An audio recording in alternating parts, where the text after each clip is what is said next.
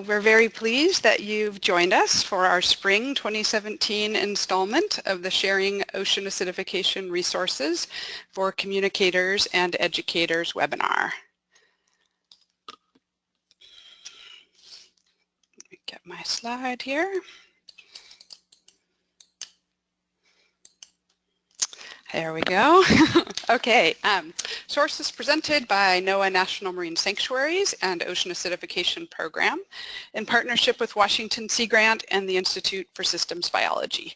Our goal is to provide ocean acidification communication tools to formal and informal educators and stakeholders across the country to promote a more integrated and effective ocean acidification education community.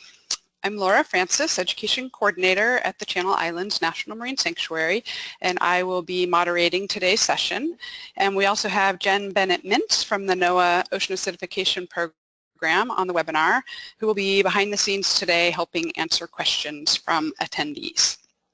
We have over 140 registrants for today's webinar from all over California, Washington, Alaska, Illinois, Wisconsin, Louisiana, Florida, Brazil, Thailand, and Nova Scotia, just to name a few places, many, many more than that. So we have really quite a diverse group and lots of different time zones. During the presentation, attendees will be in listen-only mode, and you're welcome to type questions related to technical issues or questions for the presenter in the questions box, which is at the bottom of the control panel on the right-hand side of your screen. And we'll be monitoring incoming questions and we'll respond to them or pose them to our speaker at the end of the presentation. And we always welcome your input on what source webinar speakers you'd like to see and what topics and resources should be covered in upcoming webinars. And if you have some ideas for us along those lines, please type those into the questions box and we'll get those, take those into consideration as we plan for the future. And we're recording this session and we'll share the recording with registered participants via Google Drive. And I am very excited. Our presentation, the title of today's presentation is Pteropods as Indicators of Global Change from Research to Education. And we're very pleased to have Kevin Johnson with us. Kevin's a PhD candidate studying under Professor Gretchen Hoffman at the University of California, Santa Barbara in the Department of Ecology, Evolution, and Marine Biology. Kevin's work focuses on the effects of ocean acidification and ocean warming on two closely related pteropods, Limacina helicina, Antarctica, and Limacina helicina. The majority of his work has focused on characterizing the molecular response of Limacina to the effects of ocean acidification and warming and documenting pteropod shell dissolution levels in nature. And today he's also going to share some ideas with us for inspiring use of these indicator organisms as an educational tool.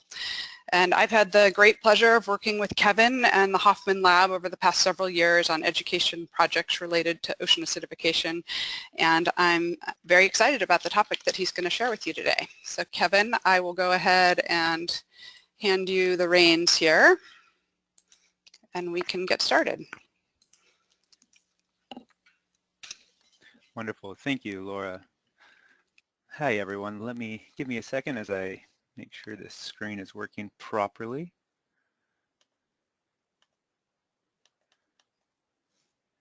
All right, that should be the screen for everyone.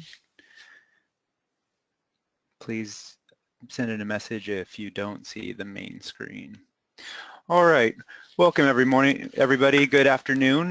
Thanks to everyone from the East Coast that managed to make it out at 6 p.m. I know it's a little late for a lot of individuals trying to get out to dinner and whatnot. So thank you for joining us today. The goal for this webinar is to kind of explain to you the story of pteropods in a changing ocean.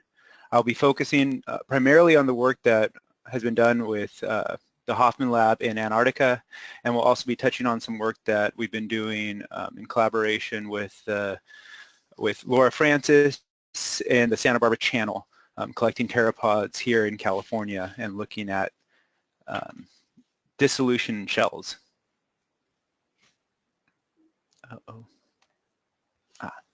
So this work, the majority of the work that I'm presenting really is a group effort from the Hoffman Lab. In Antarctica, we go by a team name. So our name is B134, Bravo for biology, and then 134 is the team name assigned Professor Hoffman's group.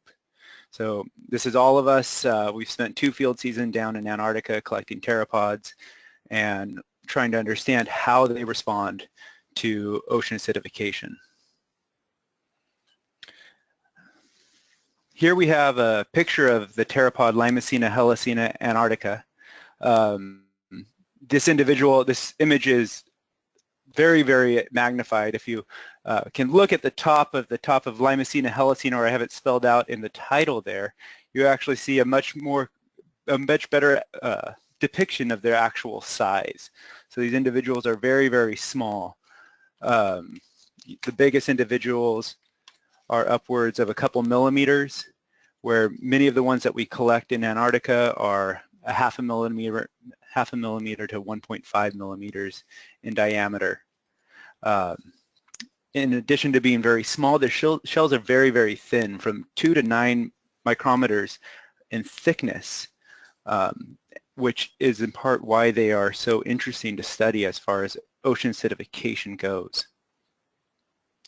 These individuals, these pteropods, they're swimming snails. They spend their entire life cycle swimming in the open ocean, floating up and down, drifting through different portions of the water column, chasing food and trying to avoid predators.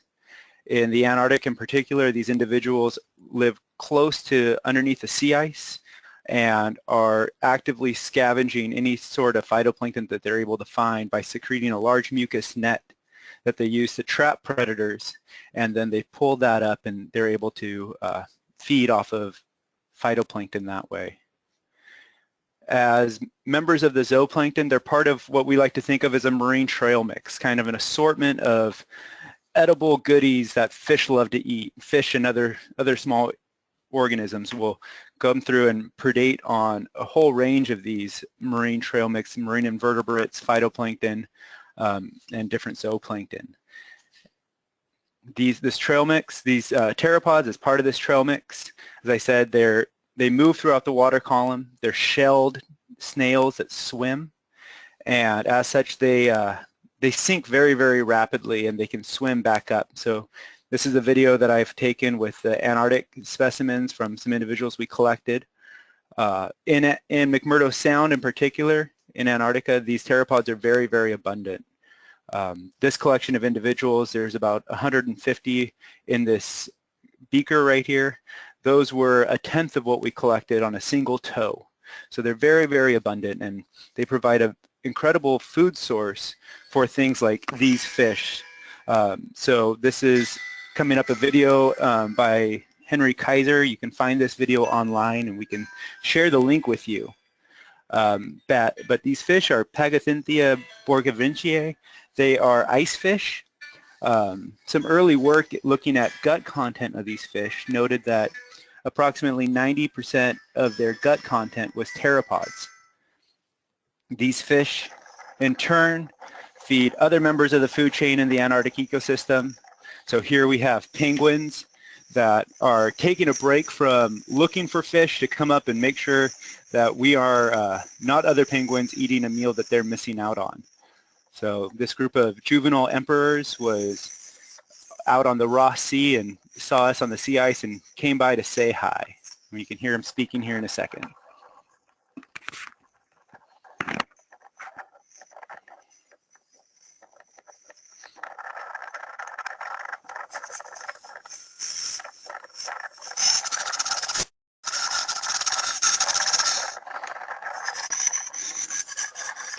So there they are making their call. As Antarctic biologists, we routinely run into penguins. As you saw, these individuals came out of the water to find us. In times like these, we're required to simply stay put and not make any movement towards them or away from them. So we're doing our best to kind of keep them at bay without really interfering with what they are doing on a day-to-day basis. In the background, you can see the rest of the group of penguins swimming out in the open ocean. They will begin to dive underneath the sea ice momentarily, and this group of 4 will go back and join the rest of them. And there they go.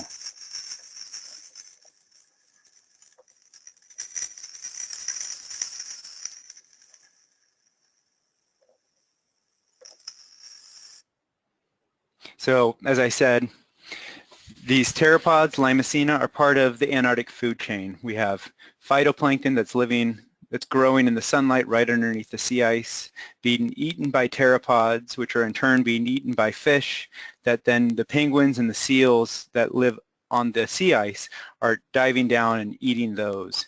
The Antarctic food chain is very simple version of a food chain as compared to what we might find on the Pacific coast. It's very simple, and therefore it's really easy to understand how impacts on one portion, like on pteropods, might impact the other members of that food chain.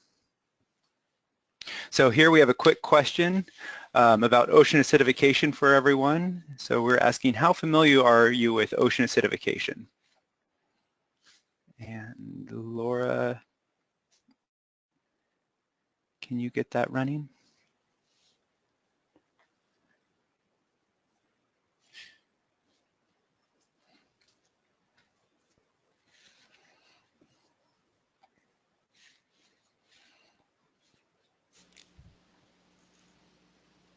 All right, about 5 more seconds.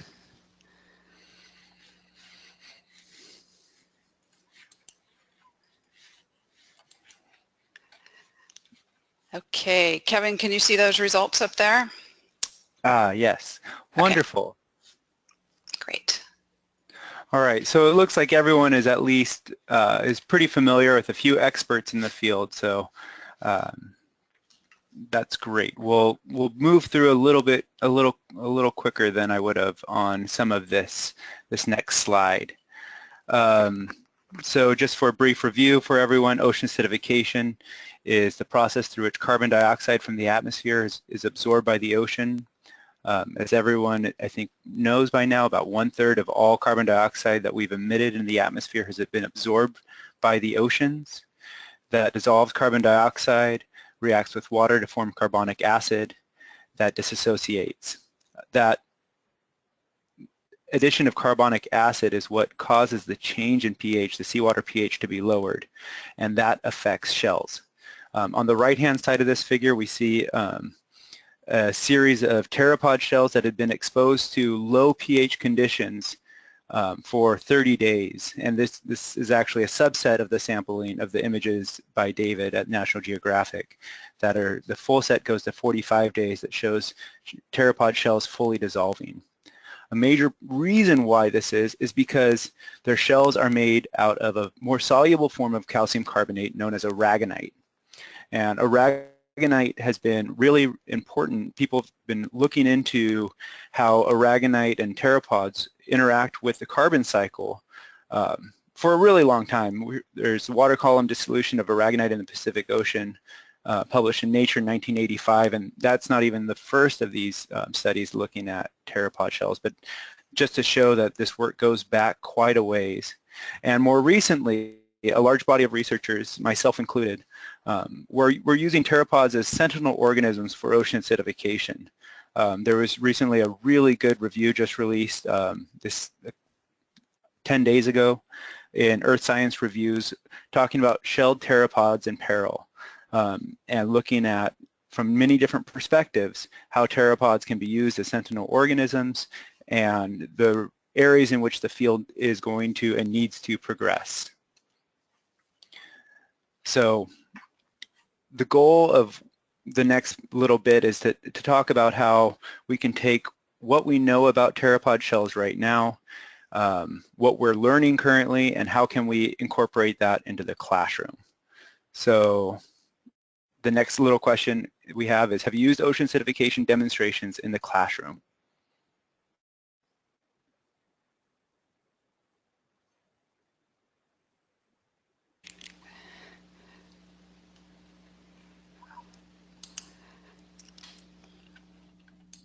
Sorry, Kevin, I'm almost there.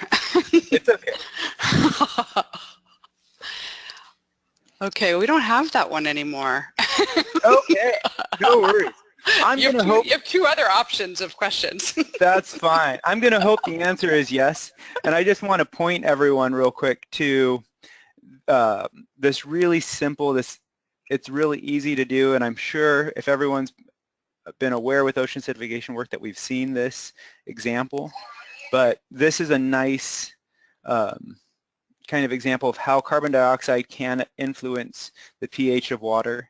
In this example, seawater is mixed with a pH dye indicator, and then students are allowed to just simply blow through the straw into the water, and you can see the change in pH using the dye indicator. It's a nice way to allow younger students have hands-on interaction to really understand that carbon dioxide does influence the pH of water. I found that this demonstration is actually pretty strong, pretty powerful for younger students to help them understand just the idea that emissions can influence the marine environment.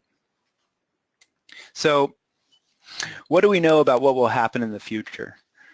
There's been a lot of different studies of modeling the predicted changes in the ocean's pH. For my work in particular, I've been focusing a lot in the Antarctic and the Southern Ocean, and there was a recent paper by Dr. Lydia Kapsenberg, who was actually in the Hoffman lab a few years ago, and she published this report in Nature Scientific Reports talking about how the predicted changes in pH over the next century that we're expected to see in the Southern Ocean. These changes bring pH values below 7.7 by the year 2100, with peak pH totals being below 8.0. So the Southern Ocean is really predicted to be hit the hardest first, primarily due to how cold the water is. Colder water can hold more gas, and so more CO2 can be held within the water column, and resulting in lower pH totals. So part of what my research does is uses experimental carbon dioxide mixing systems to expose pteropods to future ocean conditions. And so in the top right-hand picture here, we can see a series of 18 containers that are holding pteropods. These containers can hold a couple hundred pteropods each. We run high flow through systems, so the water changes out of these buckets every 15 minutes. We're able to mix the CO2 gas using mass flow control valves that's diagrammed out on the left-hand side to pump the water into those three white pickling buckets that are in the middle, where we allow the gas in the water to reach equilibrium, and then it's pumped out to small individual experimental chambers. Our goal with this is to run three different treatments. We ran a pre-industrial pH level of a little over 8.3, a kind of modern day middle of the road scenario of a pH of 8.1, and a future scenario looking at a pH of 7.7. We then held these pteropods in these conditions for 21 days to try to understand the physiological effects of living at a low pH or at a high pH, and the effects on the shells. And so the bit that we looked at for looking at shells is what we'll go into today, but just know we're looking at a lot of different things. As Laura Francis mentioned, my work focuses a lot on understanding physiological approaches using genetics, and so I do a lot of transcriptomics looking at gene expression, and we have some papers coming out pretty soon that are showing that the pteropods are actually, they don't have the capacity to maintain shells in future ocean conditions, because at the genome level they aren't able to turn all of the genes on that they would need in order to maintain those processes. So if we look at just the shells, here's a snapshot after 2 weeks held at these three different treatments, and from just light microscope images we can clearly see that the top left shell is nice and clear, and the bottom middle shell has all of this white pitting and scraping marks, and those scraping marks are actually areas where the shell has dissolved. Now, one technique that we're going to talk about today in greater detail, but one way that we can look at that dissolution is using scanning electron microscopes to take an up-close image of these different areas of the shell. So this next slide here shows two of those shells, the high pH of 8.2 and the low pH of 7.7, looking in at high magnification using scanning electron microscopes to show that the shell surface is affected by pH, where the shell on the left is relatively clean, whereas the shell on the right starts to look like the surface of the moon with pitting and craters forming on it. And those pitting and that crater pattern is a result of the low pH dissolving the shells. So we started seeing this, and we've managed to take rather gorgeous pictures of pteropods, if I can say that for my own pictures. But you know, we started trying to work with Laura Francis about how do we incorporate some of what we're seeing and what we're learning into education today. And so this next portion of our talk is really going to focus in on how do we use what we know in education, and presenting a couple tools that we've developed and are continuing to develop to help bring this science into the classroom. So another quick question for educators mainly. We want to know, have you used pteropods to talk about ocean acidification? And you can go ahead and the attendees go ahead and answer right on the poll there. You don't need to type it into the chat box. You can just click on your answer.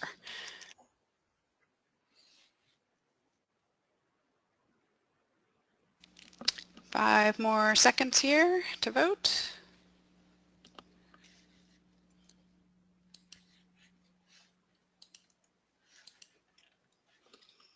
There we go. Great. So it looks like we've got a pretty good percentage of people that are using pteropods to talk about ocean acidification, and about a third of us that have never used pteropods in conversations regarding ocean acidification. So kind of the goal here is to help everyone have those tools to be able to bring this portion of the story of ocean acidification into classrooms and into just general conversations about the effects of ocean acidification.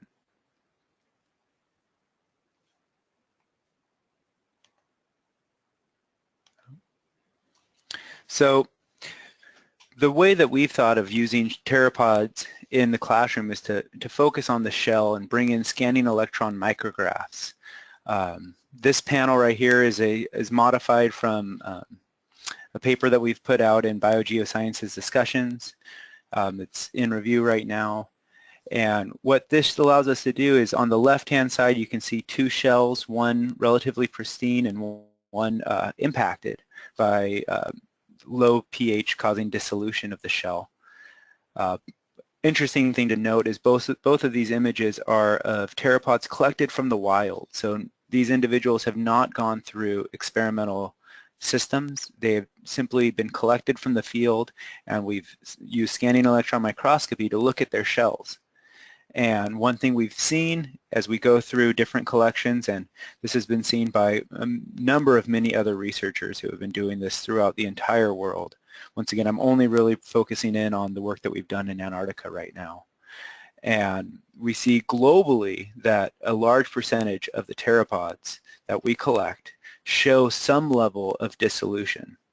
And we believe that, you know, this is only going to continue to occur at higher levels, to the point where we don't believe that in the future there will be any refuge left for pteropods to really maintain calcified structures. They're severely threatened by ocean acidification, primarily due to their shell being so thin and made out of aragonite that so readily dissolves. So the scanning electron micrographs that we're providing, that we're looking at here, allow us to quantify the amount of dissolution that is occurring on shells. And as we were doing this, we started realizing that this would be a good tool to bring to classrooms to allow students to explore how different shells, how pH affects different shells. So we provide images like this one where we see a nice drawn out expanded image of the entire pteropod shell, followed by images and micrographs of more zoomed in sections. So in this zoomed in section on the central whorl of the shell, you can see large patches of areas of the shell that have literally been dissolved away by the acidic conditions that are predicted to occur by the year 2050 in the Southern Ocean and 2100 globally. There's different types of dissolution that we monitor in pteropods. This work has really been pushed forward by researchers with the University of Washington. Nina Benardzik and Richard Feely have been incredibly instrumental in helping get everyone lined up and identifying the same types of structures as different levels of dissolution. So here we can see type 1 dissolution showing very little to no discernible porosity in the shell. You can kind of see that it looks porous. It's not perfectly smooth. This is then followed by the second arrow, type 2 dissolution, which has definitely deep spaces in between the aragonite crystals, showing substantial porosity. And then type 3 dissolution shown here, which shows very pronounced and dramatic loss of multiple shell surface layers. Like I said, once again, all three levels of dissolution are found currently in pteropods collected in the wild, which is why there's such an interest in understanding how they're going to respond, because it's very clear to see that their shells are dissolving, and as the pH of the open ocean continues to drop, their shells are going to experience higher and higher levels of dissolution across the entire surface of the shell. So one of the ways that we've thought of bringing this into the classroom is using a grid-like approach where we've created this grid matrix, and this is currently being beta tested here in Santa Barbara with a couple different groups that are taking it into 6th grade classrooms to allow students to place this grid, and we line it up with the central whorl of the shell. And then students go through and they count the numbers of squares that have different types of dissolution. That allows the students to then identify, in essence, percent cover of different dissolution types for pteropods.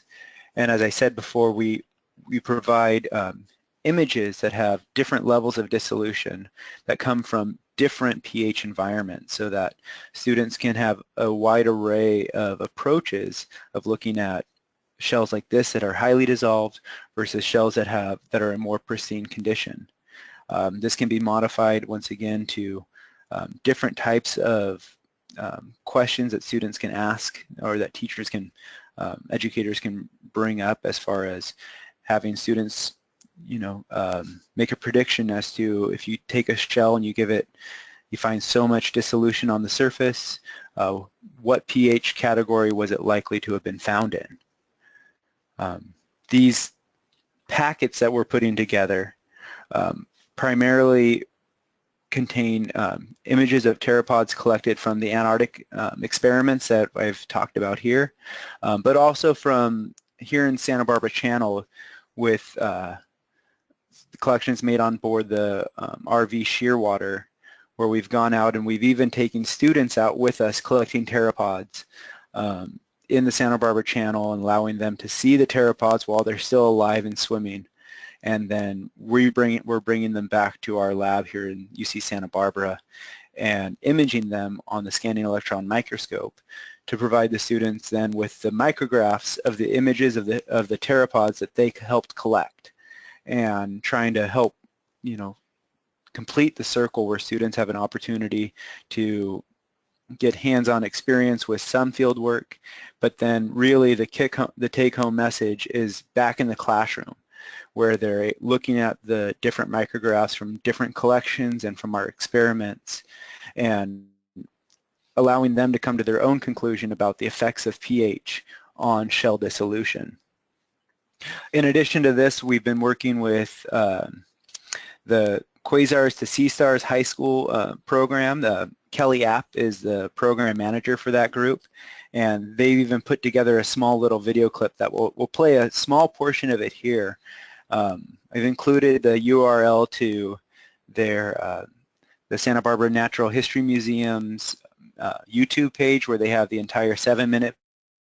It's a great resource. The high school students right now are taking it around to classrooms to allow high schoolers to teach middle schoolers about ocean acidification and its impact. So here's a touch of what they've put together. Hope you enjoy.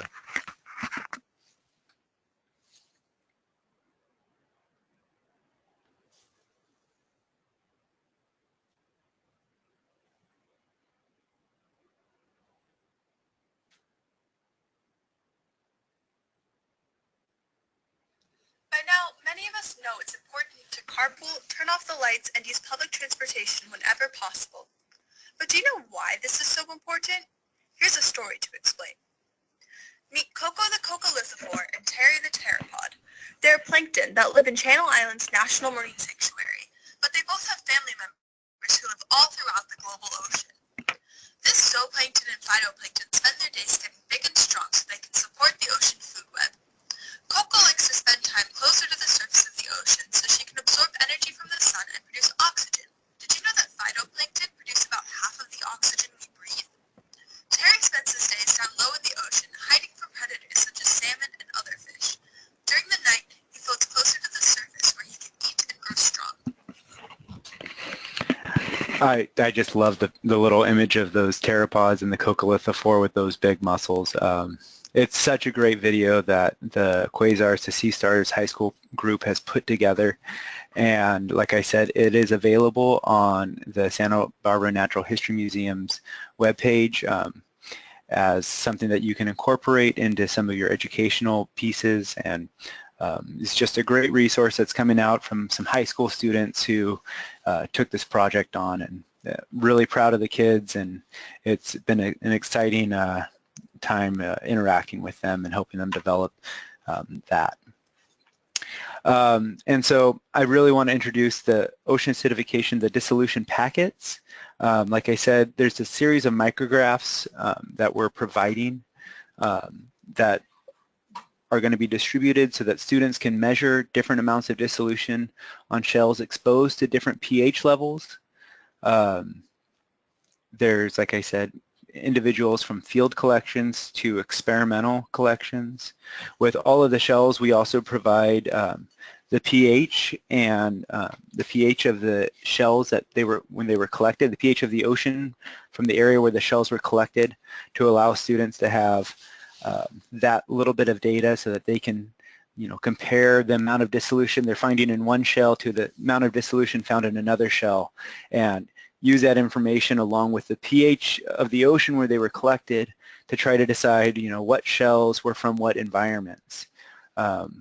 We think that these types of tools are going to be really, really helpful for students to start to, dig into the effects of ocean acidification in a way that might not really be possible without this kind of approach.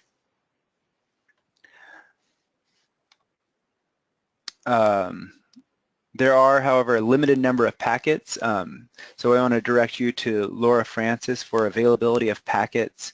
We also have an opportunity to provide just the images if you have access to a really high quality printer where you can print off your own packets.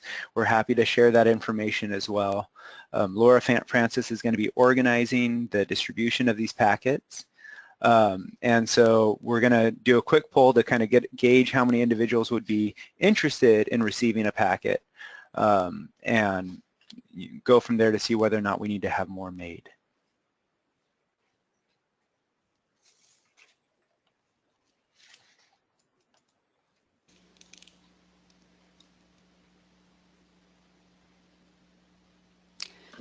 All right, another 5 seconds or so.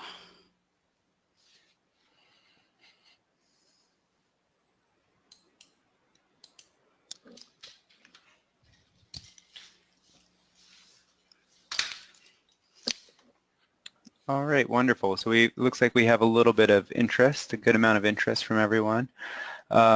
So like I said, please contact us about getting information on getting these packets.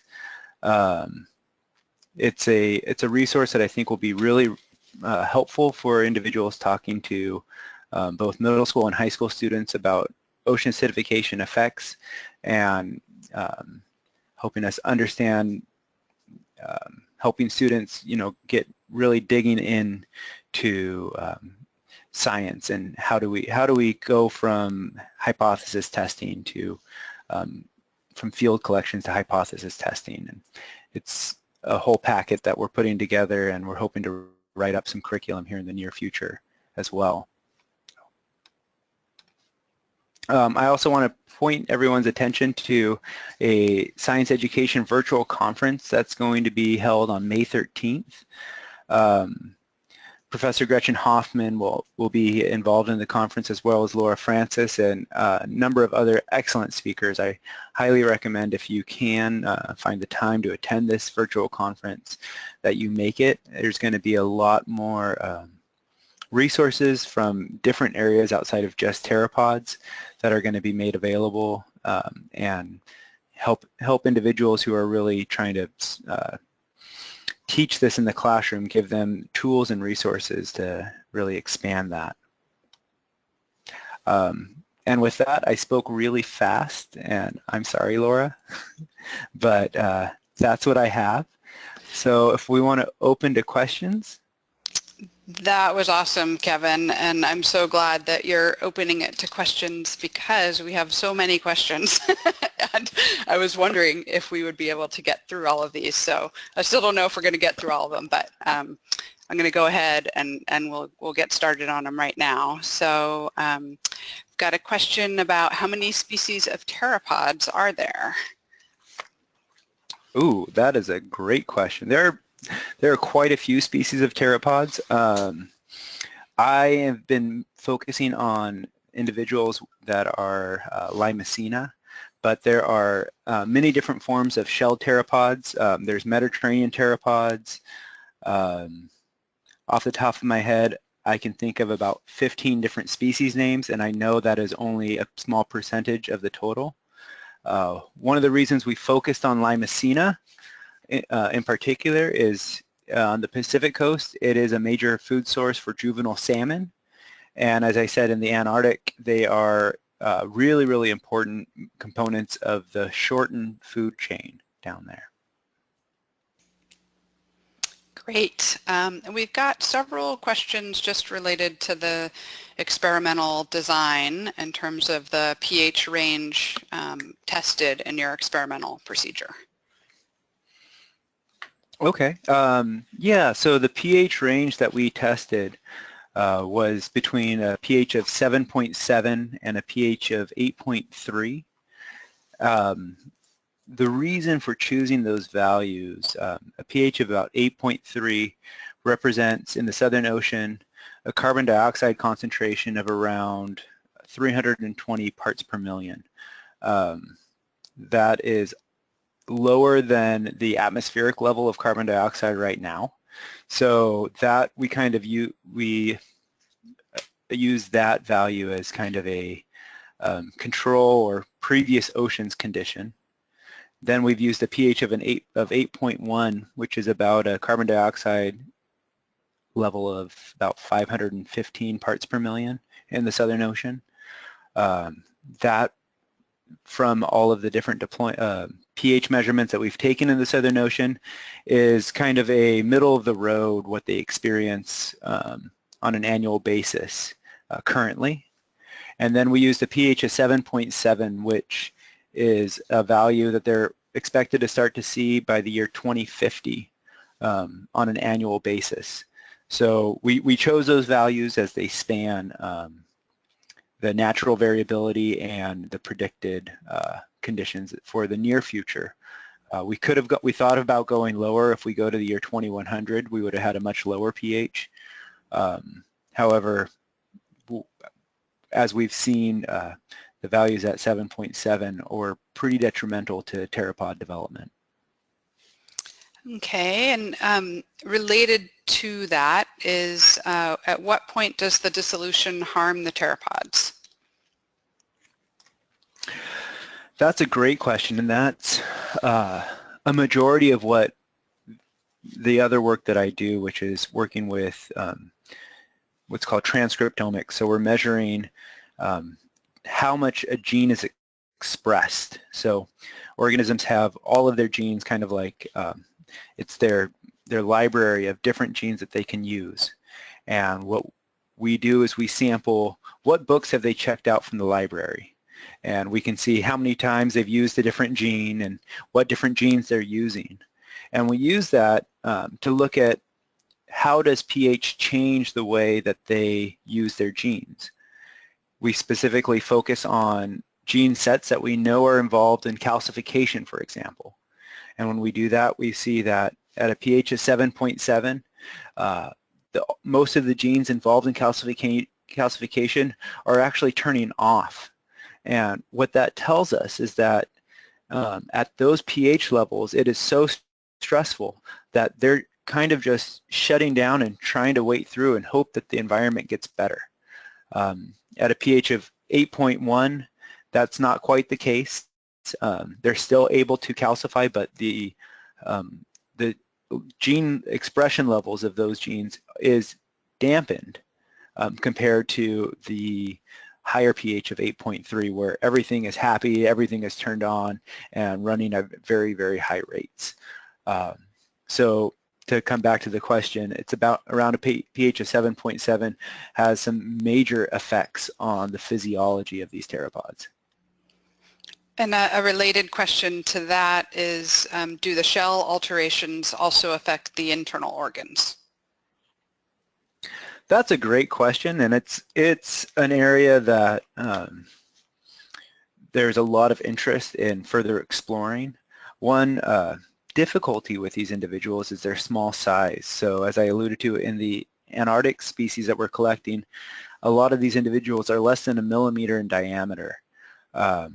So getting in there to subsample tissues to look at how tissues, specific tissues or organs are doing is relatively difficult. And so instead we've gone to using transcriptomics to look at the expression levels of of how shell-related genes are being used and how genes involved in really classic processes, like there's a process called the cellular stress response. And we look at genes that fall into that category, and we see that, you know, under different pH levels, those genes related to stress get turned on, indicating that they are in fact experiencing stress. Thank you. Then there's a question of, I have so many questions here, I'm going to, I don't think we're going to run out, about what the atmospheric concentration is that corresponds to a pH of 7.7. That is a great question. The atmosphere, I would have to, to be honest, I'd have to look it up right now. But the carbon dioxide concentration in the ocean would be about 950 parts per million. And the reason that is going to occur so quickly in the Southern Ocean is a piece of the story that I glazed over, and maybe I should have gone into a bit more detail with. What happens every year in the Southern Ocean is we get annual sea ice, and people talk about sea ice up in the Arctic a lot and in the Antarctic, and we do our work on the sea ice, and every year starting around May or June, the sea ice starts to form.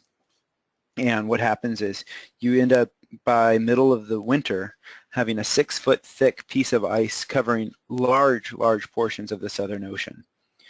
That sea ice traps that water underneath in essence. And then in June we have the sun sets for multiple months in the Antarctic, where we have complete darkness. that causes a reduction in the number of phytoplankton organisms that are able to grow because there's no sunlight for photosynthesis. As a result, the water column becomes saturated with carbon dioxide from all of the fish and all of the things living under the ice in the darkness that are still breathing. Now that carbon dioxide would normally leave the water and reach equilibrium with the atmosphere, but there's a cap, there's a sea ice cap over the water that traps that carbon dioxide in that water column and causes the CO2 levels to rise quickly in a very short period, over a few months, and we see the carbon dioxide levels currently go from 400 to 600 parts per million in the course of a few weeks once that sea ice forms and the sun goes down. So in the Southern Ocean, carbon dioxide levels in the water reaching over 900 will occur by the year 2050. Great. We have a question that students sometimes think that the cloudy, whiter pteropod shells look thicker when it's in fact reversed. The clear shells are the thicker ones. Any ideas about how to get this across to students?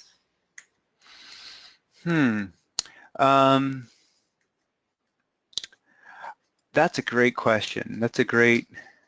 Kids are great that way. I would say one way to help them think about it is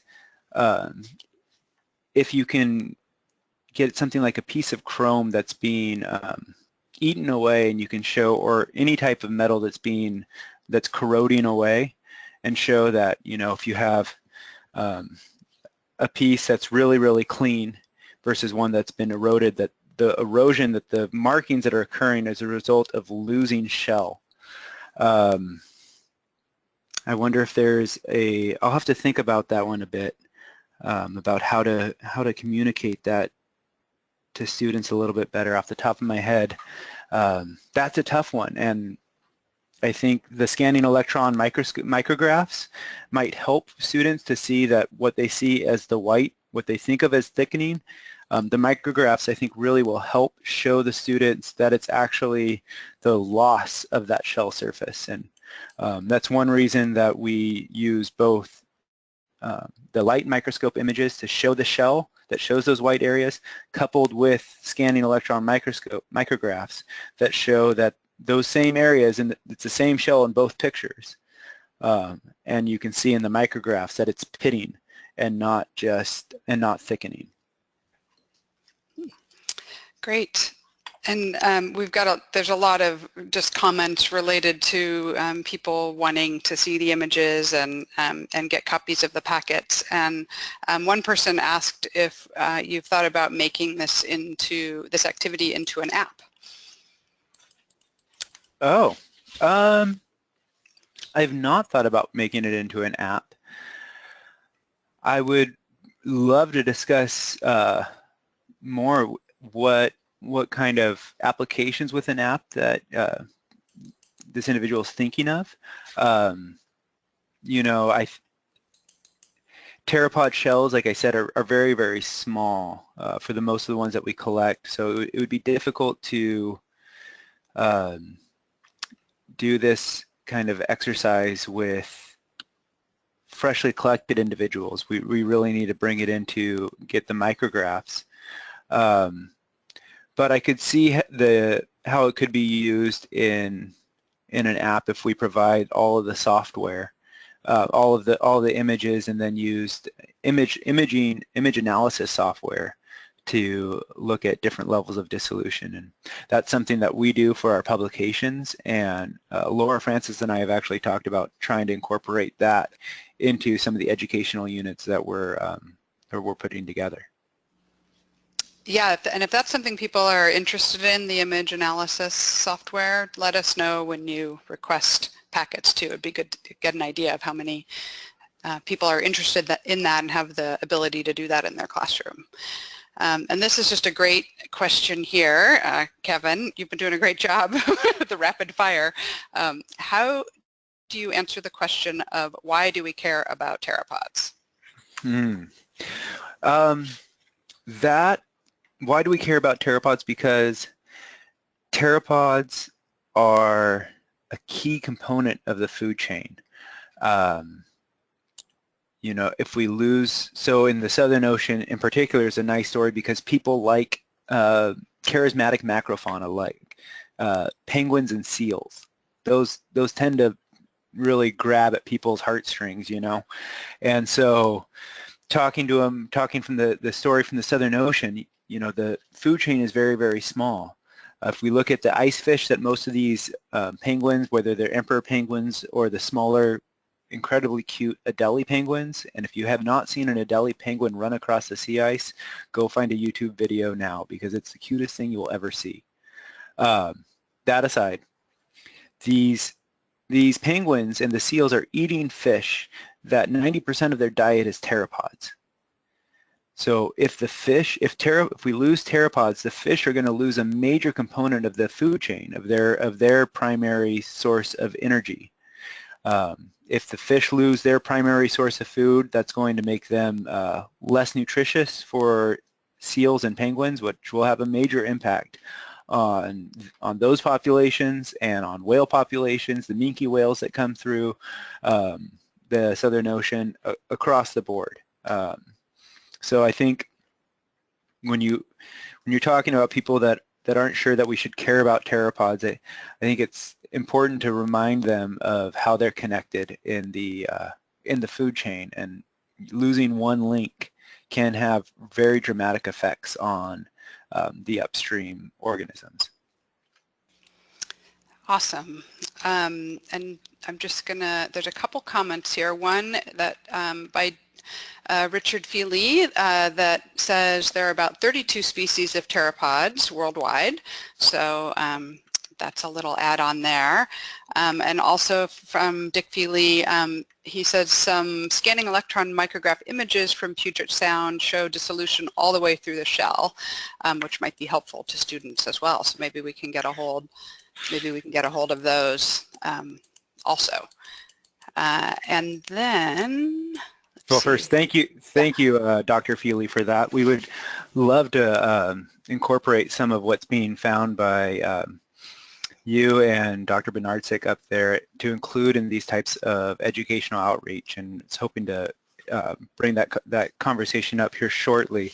The fact that we're seeing it eaten all the way through the shells is exactly why we need to be for everyone else, why we need to be studying these organisms, because the effects of carbon dioxide on their shells is dramatic, and it will take them it will cause them to go extinct in the near future. And thank you for that. We have another question on how do you prep the pteropods for the electron micrograph work so that you're seeing just the shell and not the body? Oh, that's a great question.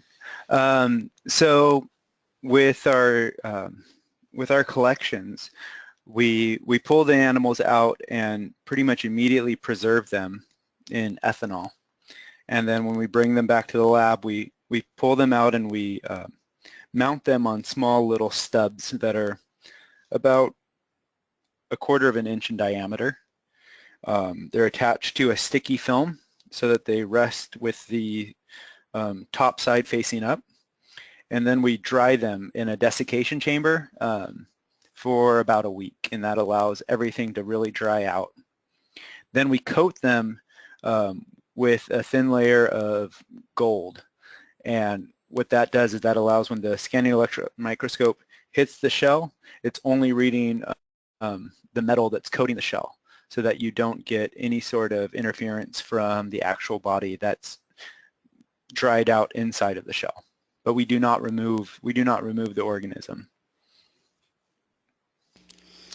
Great. And we just have some fun comments coming in here about, you know, why do you, or how do you make people care about pteropods? And there's one that says, pteropods are sea butterflies. What's not cute about that?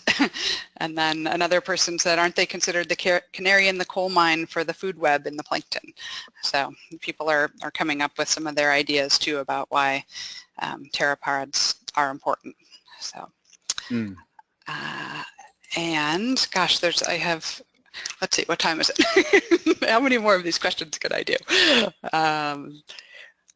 Let's see. Oh, another comment by Dick Feely is you could have an animation of the dissolving pteropods as a function of decreasing pH or aragonite saturation. That's a good comment. And then there was another question about, are there other shelled animals that are also made up of aragonite in addition to pteropods? Yes, there are. There's quite a few species throughout the world that use aragonite, but pteropods are a bit, the Limacina are a bit unique in that pretty much 100% of their shell is aragonitic, or close to that, depending on the subspecies, and so they, many other organisms use aragonite, but they also a lot of times will use calcite, which is less soluble as well. So there's a bit of a mix, but we focus on pteropods because so much of their shell is made out of this very soluble form of calcium carbonate. Awesome. Yeah, and then all these suggestions are coming in for why pteropods are important, and a major food source for salmon is another one. That came in. So we have some questions that we haven't quite gotten to, but I know it's getting toward the end, and we want to wrap it up. And so I'm gonna thank you there for all of your great information and for providing such an informative and wonderful webinar. And thank you so much to the audience for really engaging in this discussion and asking lots of great questions. And if we didn't get to your question, we will review them and make sure to get them to Kevin. And we will be sharing this webinar recording with you. Let me get change the presenter back to me just a second here. Thanks again so much, Kevin. That was really, really fantastic. Oh, well, thanks for giving me the opportunity. I had a blast. It was my first time doing a webinar where I'm talking about this stuff and not in front of people. So it's a bit of a different experience for me. So thanks for listening in. Awesome. And so as I said, you'll get the video archive of the webinar and a PDF of the slides that were presented. And if folks have questions, please contact me or Jen. And we are really interested in your ideas for future webinars. We don't currently have a next source webinar topic, so if you have some ideas, please type those into the question box or email them to us, and we would love to get some new good stories. And thank you, Kevin, for being such a great storyteller and for being with us today. So this concludes our webinar, and thanks everyone for tuning in.